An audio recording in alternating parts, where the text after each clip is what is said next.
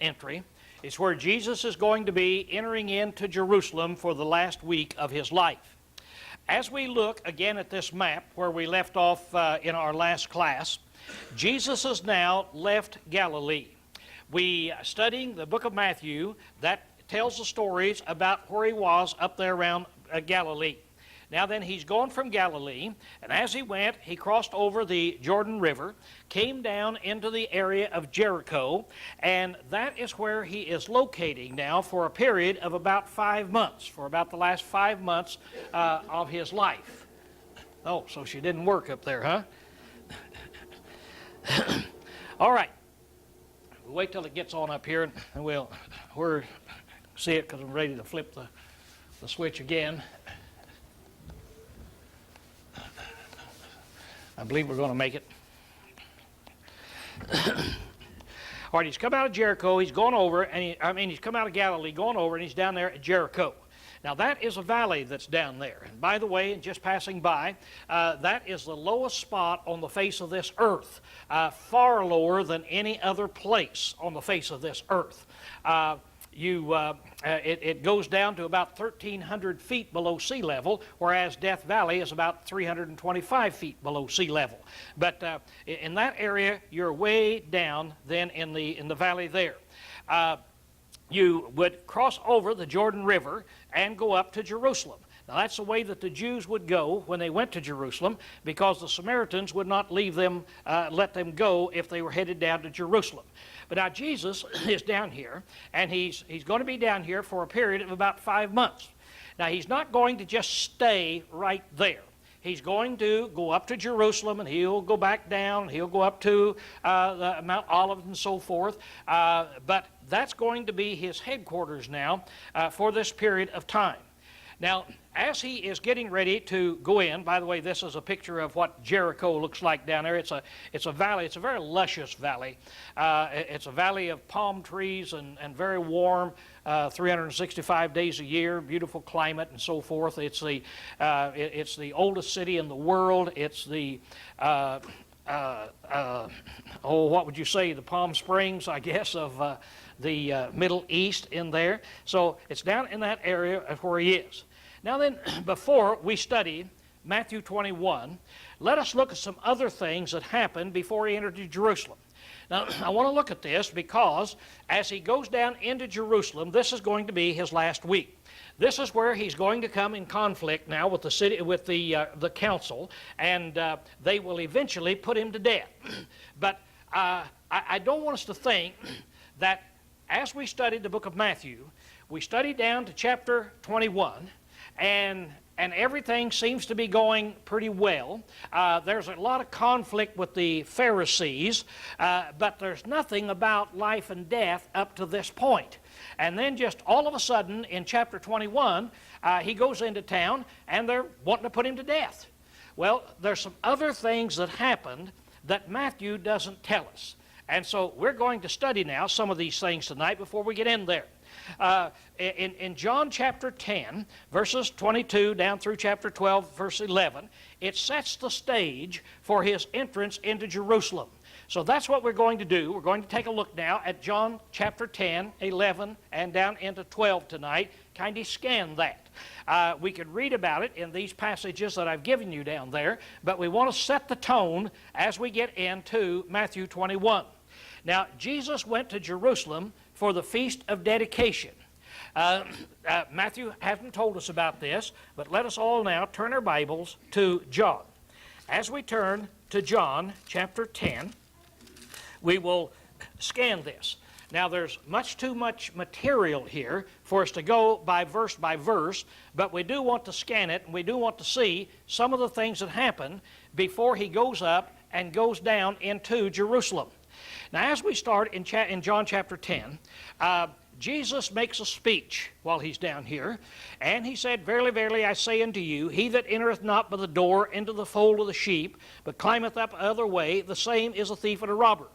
Now, he's going to teach them about the sheepfold and about the shepherd of the sheep.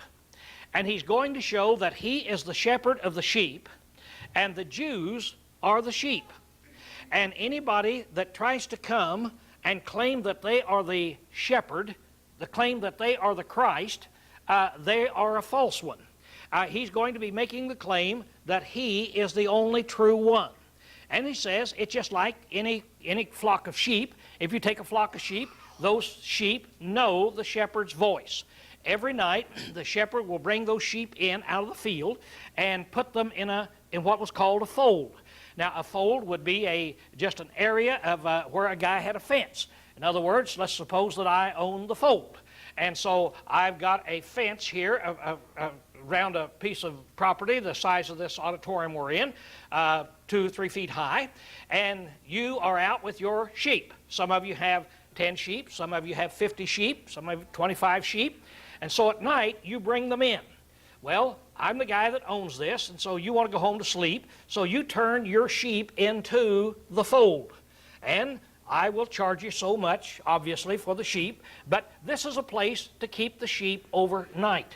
Now, in the morning, you come back out, and here it is. You've got 24 shepherds that's going to get his sheep, and all of these sheep are mingling in there. We've got 300 sheep in this fold.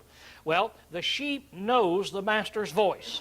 So what they would do is the master would come, and he would call, and the sheep know his voice, and the sheep that belongs to him, they'd make their way out of the sheepfold and go up and follow the shepherd.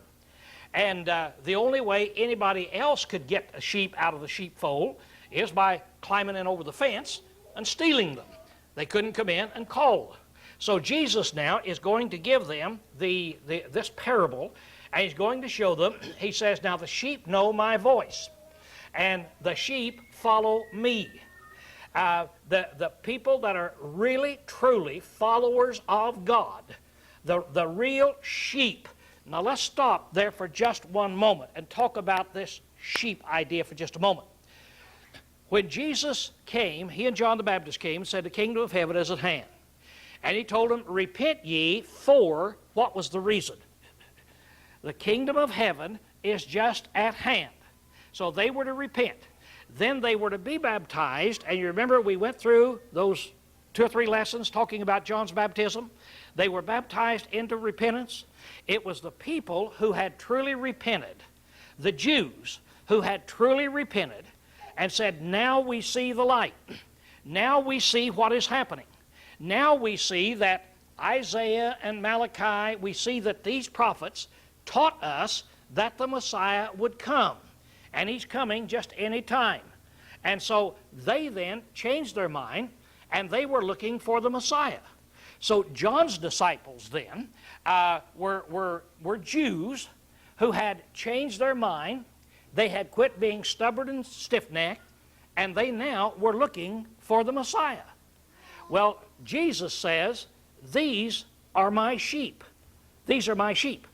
They will hear my voice. And when I call, they will come. The others, the hard-hearted Jews, when they listened to him, they weren't going to come at all. So Jesus is trying to make that point, trying to make the point that he is the shepherd.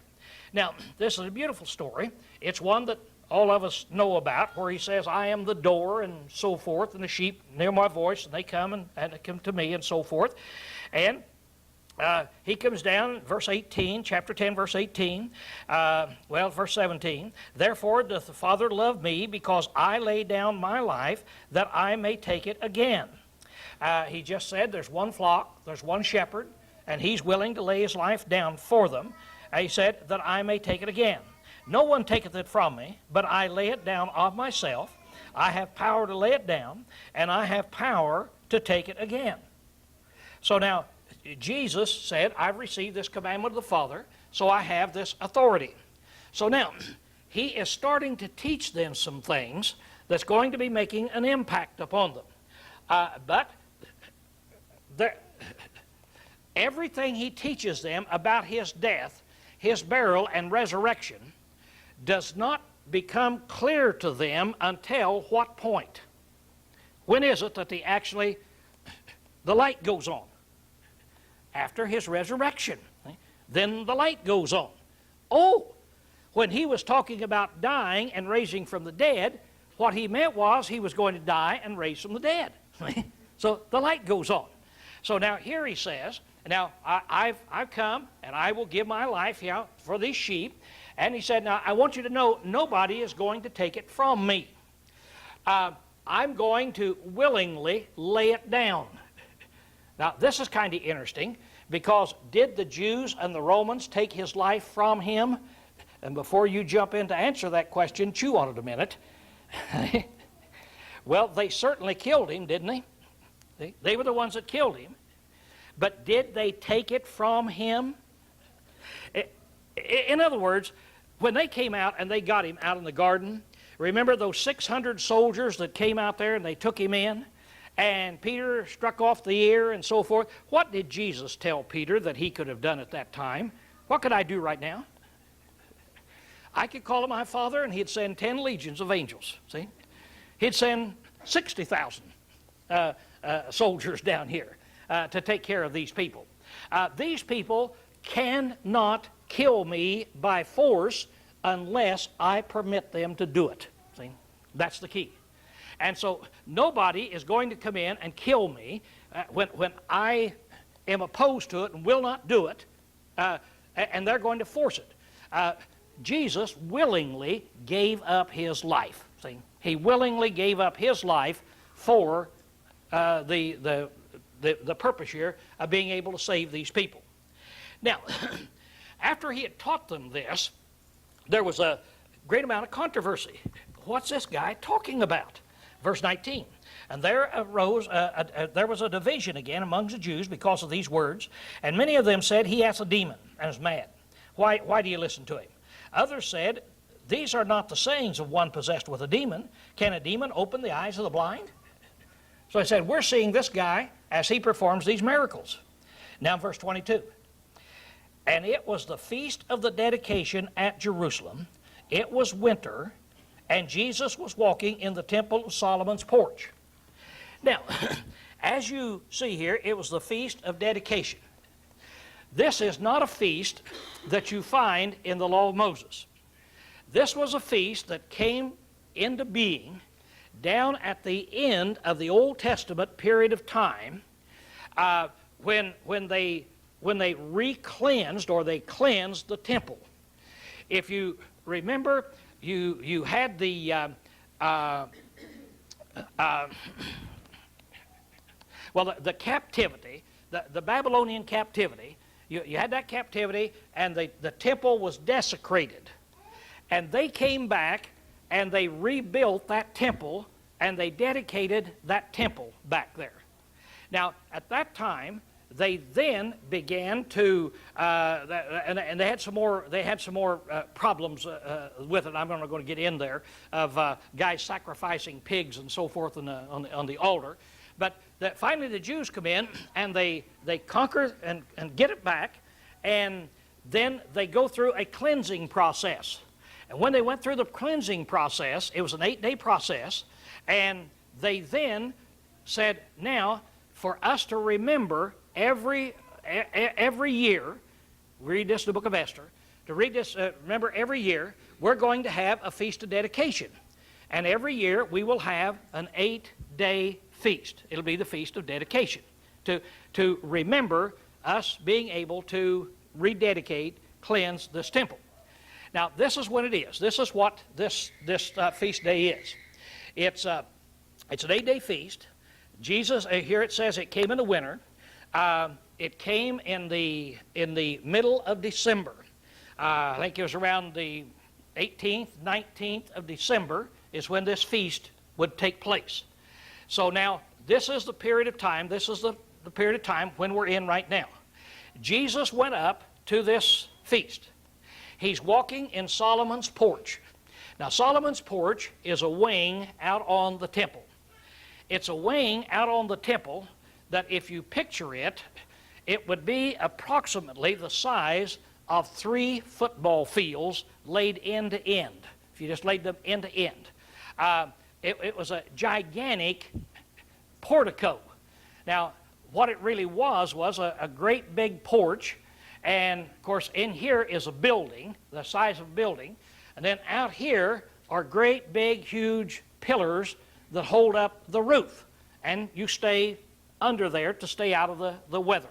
And it was called Solomon's porch because it was said that Solomon had built that porch. So Jesus now is walking in the temple back and forth at this time. Now remember, it's December, and Jesus will be put to death in April. So it's not going to be long now before it happens here. So he's up there, and here then is what they said, verse 24. The Jews therefore came around about him and said unto him, How long do you hold us in suspense? If you are the Christ, tell us plainly. So they're down at Jerusalem, no longer up at Galilee. See, down at Jerusalem now where the fever is going to get real hot. So if you're the Christ, you tell us plainly. Jesus answered them, I told you, and you believe not. I've told you every way I can. You won't believe me. And he said, he answered, I told you, and you believe not. The works that I do in my Father's name, these bear witness of me. So if you want to know whether I am the Christ, you look at my works. You look at the works that I do by my Father's authority. And when I heal the sick, when I cast out demons, when I heal the blind, when I do all of these things that you see in my Father's name, that tells you really who I am. He said, but you believe not, because you are not of my sheep. You didn't believe because you're not of my sheep. Now, what this means is just the opposite of what I said a minute ago about the sheep. Who are the sheep? The sheep are the people, the Jewish people, who have heard John the Baptist and Jesus preaching. They have turned their hearts, they have repented, and they've said, we will listen to the truth. Well, who are the people that's not the sheep then? How would you describe the not sheep? That these people out here, they're not my sheep. They're the hard-hearted people. They're the stubborn people. They're the people who said, we will not listen. They're the people that were trying to kill him. They're the people that would not, that saw his miracles and would not believe them. And so these are the people that are not his sheep. They were the rebellious people. So he said, that's your problem. Your problem is a heart problem that you've got. Then he goes ahead and he said, my sheep hear my voice, and I know them, and they follow me, and I give them eternal life, and they shall never perish. No one shall snatch them out of my hand. My Father who hath given them unto me is greater than all, and no one is able to snatch them out of the Father's hand. Now let me stop and make a point right here, because here is a favorite passage for people who say that once you're saved, you're always saved, and you can't be lost. They say, Jesus said, if you're my sheep, you can never get out. You can never be lost. Now, notice what he said. That is not what he said. What is it he said? See? He said, in verse 28, I give them eternal life, and they shall never perish, and no one shall, what's that word? Snatch them out of my hand. Nobody is powerful enough to come in to the sheep of Christ, the people that are following Christ, and snatch them away from Christ. Nobody can do that. You can't be snatched away from Christ. If you're going to get away from Christ, how do you do it? It's real simple to sever yourself from Christ. Really simple. But what do you have to do? You leave, see? You leave on your own. You walk around, you walk away. But nobody can come in and force you to leave Christ. Nobody can do it. If the whole government of the United States came down upon you, such as a lot of governments do to believers in Christ, and they say, you are no longer going to believe in Christ. We will throw you in jail. We will torment you. We will kill you. Can they snatch you away from Christ? No. No. They can do all of those things, but if you are one of his sheep, what does that mean if you're one of his sheep? See, it's a real thing. if you have truly repented, if you have truly come to Him, if you have truly accepted Him as your shepherd, and you're going to follow Him and Him alone, and no other shepherd, nobody can snatch you away. See, that's what he's saying. 29. My Father who hath given them unto me is greater than all, and no one is able to snatch them out of the Father's hand. Nobody can walk up to the Father and say, God, it's about time for me to take over, and I'm taking those people in Monroe, whether you like it or not. See? You can't do that. God is too strong. Now, you can leave of your own. See, that's the key. If I'm caught up in sin, I let my lust get the best of me, and then I sin and I leave Christ, I can voluntarily leave him in that way. But nobody can snatch me so that I have to leave if I don't want to. And so when he said this, in verse 31, the Jews took up stones again to stone him. Now, two things I want us to note. At this time, they took up stones to stone him. And the word again is in there. What does that mean? This is not the first time. See? It's not the first time that they've tried to stone him. Now, why would a Jew stone another Jew? Why is it they are so mad at him that they're going to try to stone him? It's because they look at him as a blasphemer. That a blasphemer needs to be stoned. Now, not just mob action. You need to be taken to the courts. But if you're taken to the courts and proven to be a blasphemer, then the law of Moses said you're to stone that person to death. So it's to be court action. But these people are not going to wait on court action. They picked up stones to stone him because he is making himself even with God. He is putting himself up there in the realm of where God is. He and God are working the same works. And so he's elevating himself really above them. Now, so they start stoning him, getting ready. Then in verse 33 or 32, Jesus answered, many good works have I showed you from the Father. For which of these works do you stone me? So he asked him a very simple question. Before they got the first stone going, he said, now, I've done many works in front of you, many good works. For which one of these works are you stoning me? So I'll know what you're going to kill me about. See? Well, we're stoning you because you healed that blind man. See? Or we're stoning you in here. So it threw them then in a quandary that's in there. He goes ahead and he talks about some other things in here. And then in verse 40, let's get to the conclusion here. And he went away again beyond the Jordan into the place where John was at the first baptizing, and there he abode. Where would that be? On that map that I put up there? It's back down there around Jericho, isn't it? See, beyond the Jordan, across the Jordan River. So he went down there and he abode there. And many came unto him, and they said, John indeed did no sign, but all things whatsoever John spake of this man were true. And many believed on him there. So he is making believers. Now he's making believers down in the territory of the enemy. Right down in the Judean territory. This now is where his fame is starting to spread out.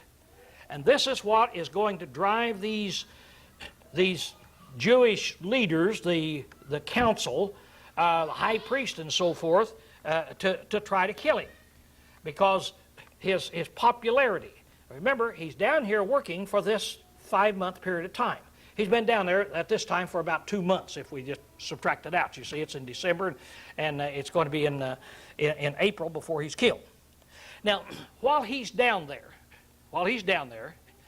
now a certain thing happens up here with Lazarus. If everybody knows, he raised Lazarus from the dead. Now, a certain man was sick, Lazarus of Bethany, and of the village of Mary and her sister Martha.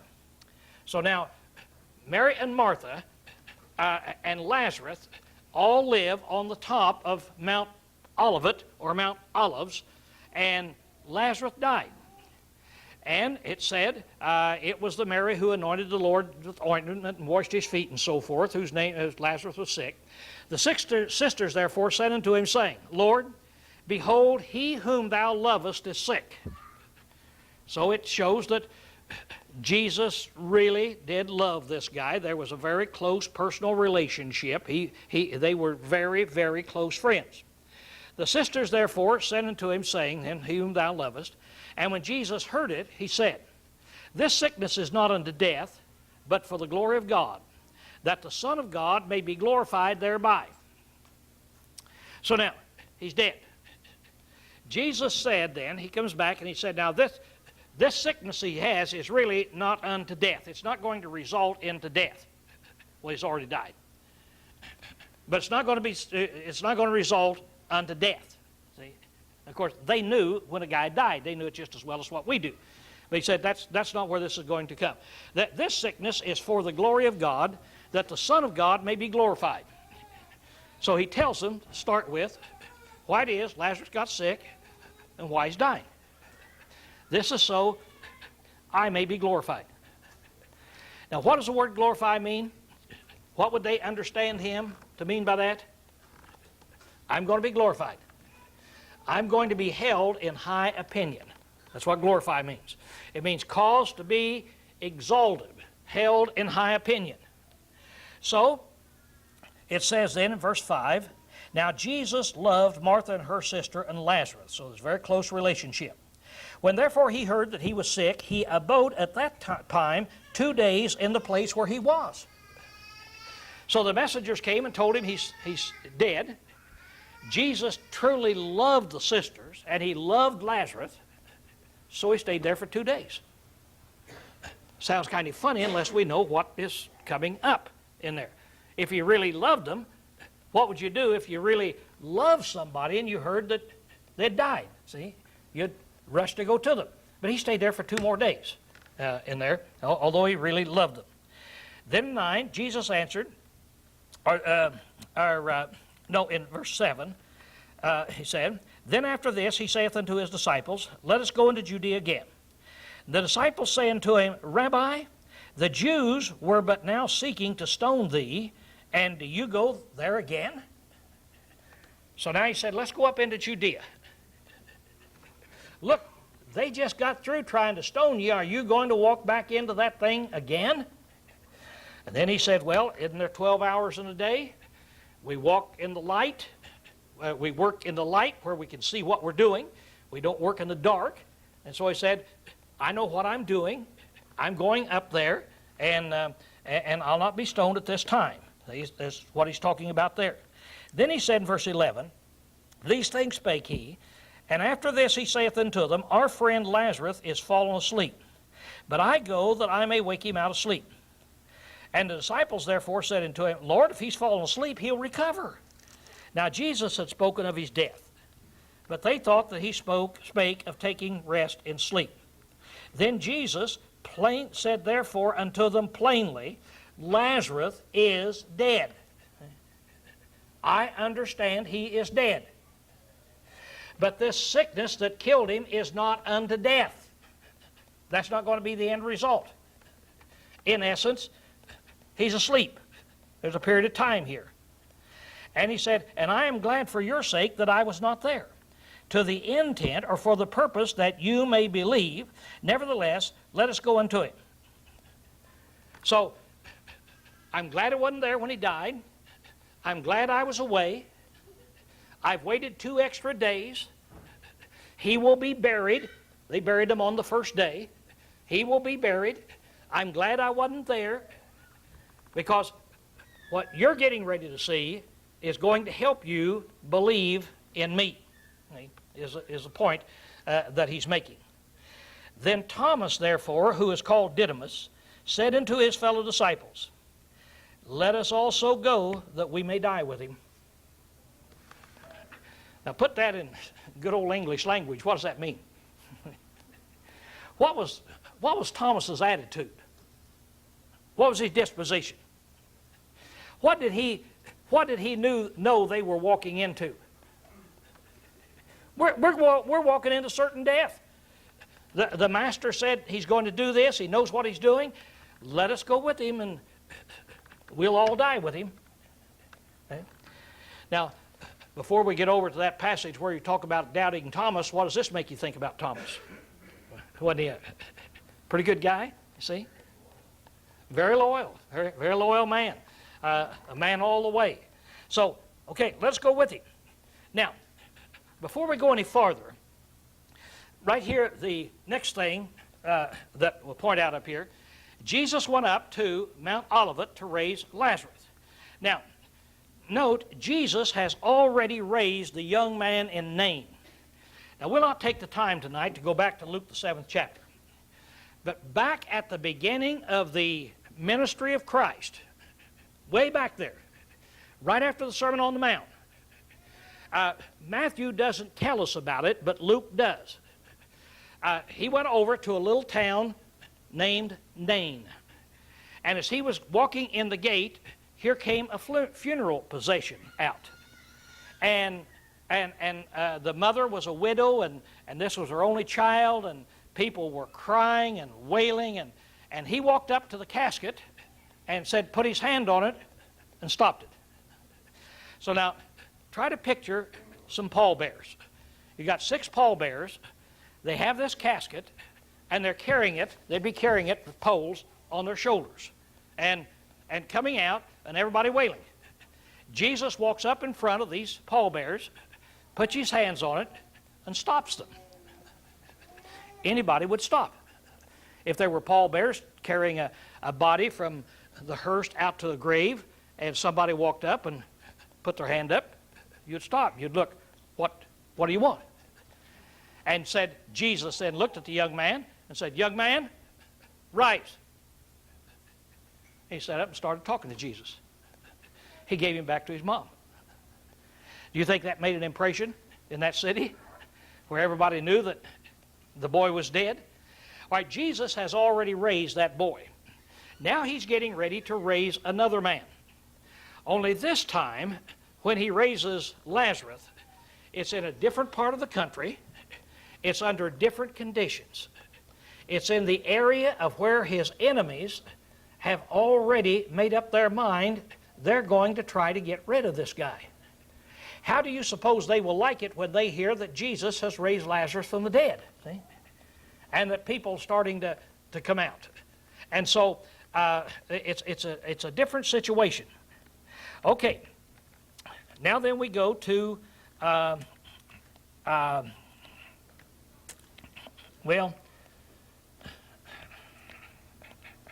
tell you what I'm going to do. I'm going to skip from verse 17. I'm going to skip down to verse 33. Mary and Martha came out. They were crying. Jesus comes. He meets them. And they talked about where Lazarus was. And in verse 33, when Jesus therefore saw her weeping, and the Jews also weeping who came with her, he groaned in the spirit and was troubled, and said, where have you laid him? And they said unto the Lord, come and see. And Jesus wept. There's your shortest verse in the Bible, which is not anything miraculous because verses are man-made to start with, but 2 words, Jesus wept. Jesus was a close friend of this family, and he cried. So he said, where'd you lay him? So it says, therefore in 36, the Jews therefore said, behold how he loved him. But some of them said, could not this man who opened the eyes of him that was blind have caused that this man should not die? And Jesus therefore again groaning in himself, cometh to the tomb. Now it was a cave, and a stone lay against it. And Jesus said, take ye away the stone. Martha and sister of him that was dead saith unto him, Lord, by this time the body decayeth, for he hath been dead 4 days. Now the word there for decayeth in the Greek says, Lord, by this time he stinketh. His body is stinking because he's been dead 4 days. Now, I want to show you some pictures of some graves because they're totally different than graves as we think about it today. Now, Jesus has left Jericho. He's come up to the top of Mount Olivet. That's where Mary and Martha and Lazarus live is up on the top of Mount Olivet, a little town called Bethany. Now, this is a picture taken from Jerusalem, or up on Mount Olivet, as you're looking down, and you look down into the valley. So if you look over that mountain and down in that valley, that's where Jericho is. So they would have made their way up through those mountains that is in there then. Now, as they make it up there, look at this. This road. Turn them all out for just a moment right there, Rod. I want, if this is not clear. I want you to notice how treacherous this road is. You see the road as it goes around? Now that's the road that goes from Jerusalem to Jericho, or from Jericho to Jerusalem. So if you, going up, this would be the way that Jesus traveled, going up through this wilderness. And this is what the wilderness is. When it talks about Jesus went out into the wilderness, it means out into an uninhabited area. So he's making his way up through here for 18 miles. It's going to be an 18-mile walk. This is the road that the Good Samaritan, Jesus' parable of the Good Samaritan was. And so you can kind of see why Jesus picked this road. He said there was a man on the road from Jerusalem to Jericho. Why did he pick that road? And he got hurt. And he's laying there all by himself. Well, it's kind of a lonely road, isn't it? It's not something where a lot of people are around. Okay, so he goes up here. You can turn the light back on now. And he goes up, and that is a picture of Mount Olivet there. Go ahead and turn it off again. I'm going to show several pictures right here before we get in here. Now you're standing over where the temple was, and there is Mount Olives that's over there. So as you think about Mount Olives, that's the mount where Jesus will ascend when he ascends back to the Father, and that's the mountain where he'll come down later on, and that's the mountain up there where Mary and Martha and Lazarus lived, up in that area. Now, he said, go out and show me the tomb. The tomb was a cave. All right, this is an actual picture of an old tomb. Now, this is not Jesus' tomb. Nobody knows who this tomb belongs to, but it is a tomb. And do you see that big rock over here? This big rock?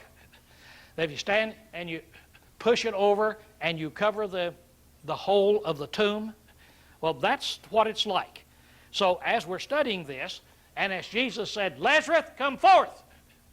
And as a man comes scurrying out of there, all dressed in white, try to picture it, you see.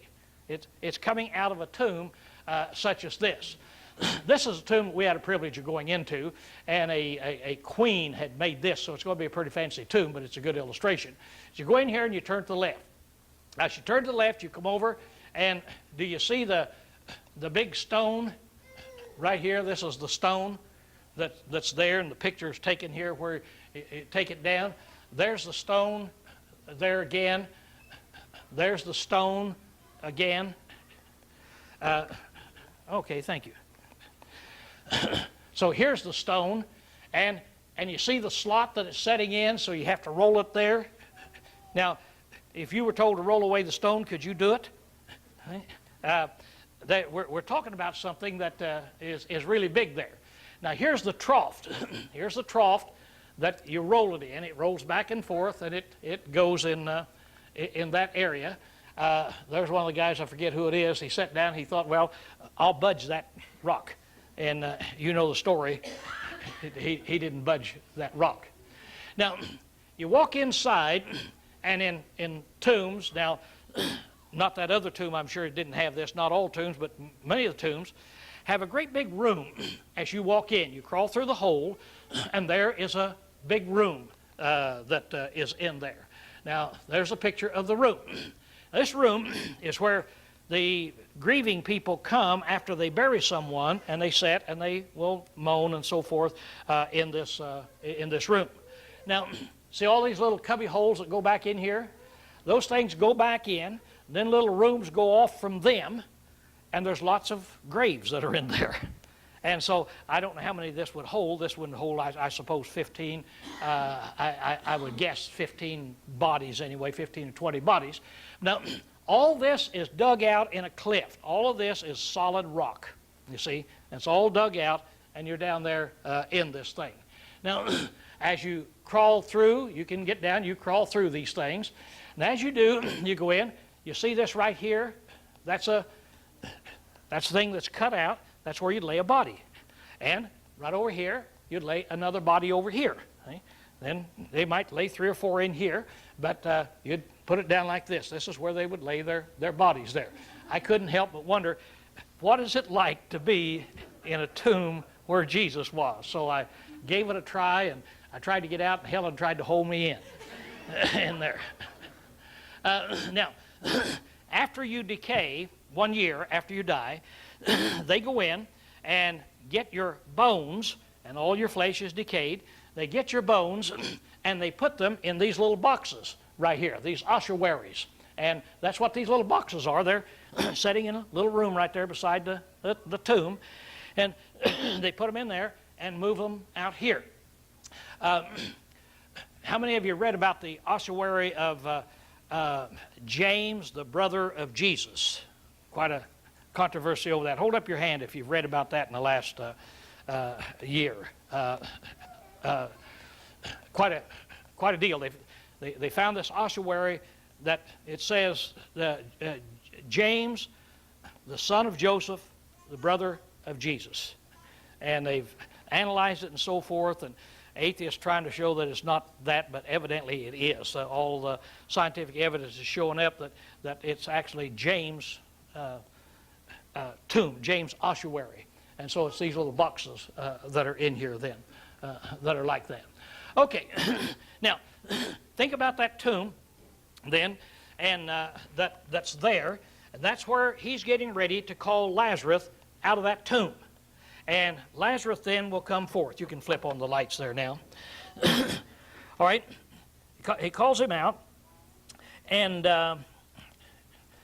I want to get down here to verse 45. Many therefore of the Jews who came to Mary and beheld that which he did believed on him, and some of them went away to the Pharisees and told them the things that Jesus had done. So they run back now to the Pharisees back down in Jerusalem. That's about 1 mile and 7/8. It's a little less than 2 miles down to Jerusalem to the temple. The chief priests therefore and the Pharisees gathered a council and said, "What do we do? For the man doeth many signs. If we let him alone, all men will believe on him." Now, there's where I want to stop, merely because the clock says stop. But wanted to leave it in this way, because we're just setting the tone. We're just setting the tone for next week when Jesus goes into the city of Jerusalem. That these Jews, this council that's down there, they now are really mad because he's raising the dead. What are we going to do? Now, if you're really honest-hearted, if you're really a sheep, if you're really repented, if you're really looking for the truth, it wouldn't be hard what to do, huh? See? But these people just kept getting harder and harder and harder and harder. And so by the time Jesus then goes down there 3 months later, 3 months after this, and walks into Jerusalem, why, that's where all of this fury is going to break forth. But we need to see some of these things before we get in there and before he goes into Jerusalem this next time. Okay, that's where we close tonight.